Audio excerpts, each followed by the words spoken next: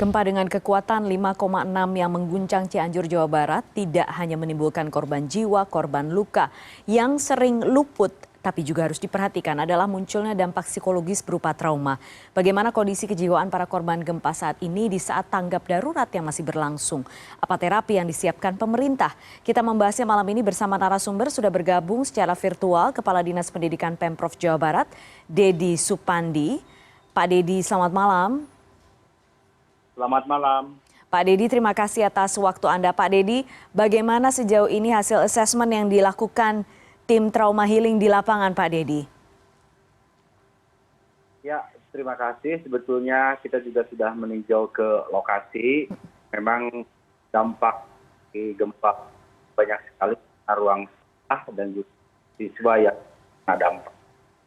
Ada beberapa hal yang kita lakukan langkah cepat. Yang pertama, kita lakukan pembersihan lokasi sekolah. Setelah itu kita juga akan melakukan tenda-tenda darurat di lokasi sekolah tersebut. Termasuk juga kita sudah menggandeng DP3 AKB dan UPT P2 TP2A untuk melakukan kegiatan agenda trauma healing bagi siswa-siswi yang kemarin selama terkena dampak memang sangat berdampak sekali mereka kena trauma. Sudah dibentuk 14 tim, yang tim tersebut salah satunya adalah terdiri dari satu tim itu ada tim psikolognya, ada konselornya, dan ada tenaga lini lapangan, termasuk juga ada petugas pengamanan yang tugasnya adalah mereka melakukan kegiatan-kegiatan mengembalikan trauma healing secara psikologis, dibantu juga dari DP3 AKB, dari himpunan psikolog juga turun, dari mahasiswa STKS juga turun, termasuk juga dari relawan PEKA dan dinas sosial terkait. Sudah dibentuk dari 14 tim tersebut dengan posko-posko yang hari ini terbentuk, baru ada sekitar 4 posko yang nanti akan bertambah. Seluruh satuan pendidikan atau sekolah akan kita jadikan juga tempat bagian untuk psikologi trauma healing yang akan dilakukan buat anak-anak. Pak Dedi, saat ini fokusnya dari Pemprov untuk anak-anak usia berapa dan berapa banyak yang akan ditangani secara langsung? Secara tim merupakan gabungan karena tadi dari Dinas Pendidikan Provinsi walaupun penanganannya di level menengah atas dan juga menengah kejuruan, dan di Dinas Pendidikan Kabupaten Cianjur itu dari mulai PAUD sampai dengan sekolah menengah pertama, tapi dalam pelaksanaannya bergabung dalam titik-titik posko yang di sana. Titik-titik posko tersebut ada dari Dinas Pendidikan, ada dari DP3 AKB, ada juga dari Dinas Sosial dan himpunan-himpunan psikolog. Kalau kita lihat data, memang dampak yang terjadi di sekolah menengah atas untuk aspek trauma healing tidak terlalu signifikan karena mereka juga statusnya sudah remaja. Selain itu memang kejadian kemarin juga walaupun sedang berada di pembelajaran tapi tidak berada di dalam kelas karena sedang kegiatan proyek profil Pancasila. Tetapi yang paling sekali dengan histeris muncul dampak traumatik itu adalah teman-teman dan anak-anak yang berada di sekolah dasar dan juga sekolah menengah pertama dengan jumlahnya yang cukup lumayan, bisa berkisaran di sekitar 2.800-an yang harus kita tangani. Pak Dedi, kalau misalnya dari data yang diterima Dinas Pendidikan, apakah ada korban dari anak-anak yang kemudian terdampak di lokasi sekolah, Pak Dedi? Pada saat kejadian?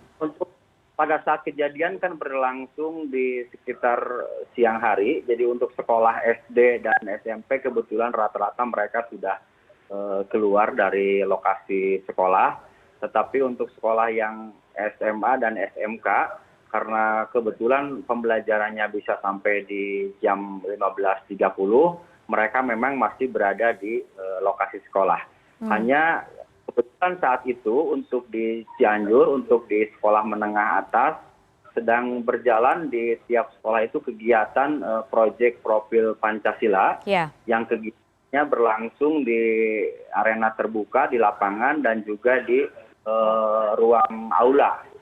Dan untuk yang di SMK, rata-rata pada hari kejadian, SMK kelas 12 mereka sedang melakukan kunjungan ke mitra-mitra industri. Jadi tidak berada di lokasi kejadian, yang berada di lokasi kejadian rata-rata yang kelas 10. Sehingga yang terjadi kayak seperti yang paling parah itu di SMKN 1 Cugenang, ada 12 orang yang langsung dilarikan ke puskesmas terdekat dan ada yang berteriak histeris. Sampai saat ini mereka harus mengalami trauma healing yang kita lakukan pasca pengobatan tentunya nantinya. Program trauma healing ini akan dilakukan selama berapa lama, Pak Dedi? Kita dari mulai hari ini posko-posko sudah berjalan, bahkan dari DP3AKB sudah melakukan pemilahan antar anak dan perempuan. Jadi antara trauma healing kepada anak-anak dan kepada perempuan. Kenapa harus dilakukan sesegera mungkin? Kalau melihat kalender akademik, ujian akhir semester akan dilaksanakan tanggal 5 Desember. Jadi sampaikan kepada tim posko bahwa trauma healing ini mudah-mudahan dalam waktu cepatnya, dalam waktu 2 pekan sudah bisa dilakukan, sehingga tim dari trauma healing yang dibentuk di 14 tim yang terdiri dari psikolog, konselor, dan tenaga lini lapangan, termasuk juga dilengkapi dengan sarana trauma healing yang sifatnya mobile. Tentunya kondisi juga masih lihat perkembangan seperti itu, maka kita pun juga sedang melihat pada saat pelaksanaan ujian akhir semester nanti tanggal 5 Desember yang akan datang, sepertinya harus memenuhi kriteria-kriteria soal-soal yang diberikan itu ramah anak. Jadi tidak terlalu memberatkan siswa, dan siswa masih tetap mengikuti pembelajaran atau ujian meskipun secara darurat, kira-kira seperti itu. Nah, apa yang kemudian disiapkan untuk memastikan ujian tengah semester itu masih bisa berlangsung secara kondusif? Ada informasi, ada rencana untuk menghidupkan sekolah darurat. Seperti apa prosesnya sekarang, Pak Dedi? Proses yang berjalan, kita sudah mengeluarkan kebijakan bahwa proses pembelajaran ada yang dilaksanakan secara darurat. Darurat itu berarti Bapak Ibu tim guru yang datang ke lokasi, ada juga pelaksanaan di lokasi lain yang berlangsung secara daring, ada juga yang dilakukan secara hybrid di lokasi-lokasi yang dampaknya hanya 50% ke bawah sekolahnya, dan ada juga yang kita buka nanti di pekan depan polanya dengan pola shift, jadi ada shift pagi dan shift siang. Tentunya setelah tadi ruangan-ruangan sekolah kita lakukan pembersihan dan dilakukan pengecekan oleh tim konsultan terkait dengan bangunan-bangunan yang tidak menimbulkan bahaya.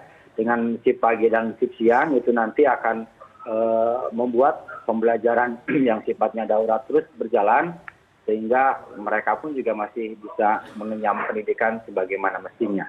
Sekolah darurat ini nanti seperti apa konsepnya, Pak Dedi? Konsepnya kalau yang sekolah darurat itu akan kita dirikan di sekolah-sekolah yang tingkat kehancurannya di atas 50%. Setelah melakukan pembersihan, maka lapangan yang ada di sekolah akan kita lakukan dengan tenda-tenda, yang tenda-tenda itu keren dan bagus didesain, sehingga mereka masih tetap melakukan pembelajaran di tenda yang berada di lokasi sekolah. Nyaman begitu ya Pak ya kondisinya ya? Betul. Bagaimana dengan buku-buku, buku pelajaran, tenaga guru dan seragam misalnya, atau itu didispensasikan? Untuk buku-buku dan guru-guru dan lain sebagainya, tadi barusan kita lakukan koordinasi dengan cabang dinas di wilayah daerah lain. Jadi kalau kita lihat di Provinsi Jawa Barat ini ada 13 wilayah cabang dinas. Cianjur ini termasuk wilayah cabang dinas 6, jadi sebetulnya ada 12 wilayah cabang lainnya.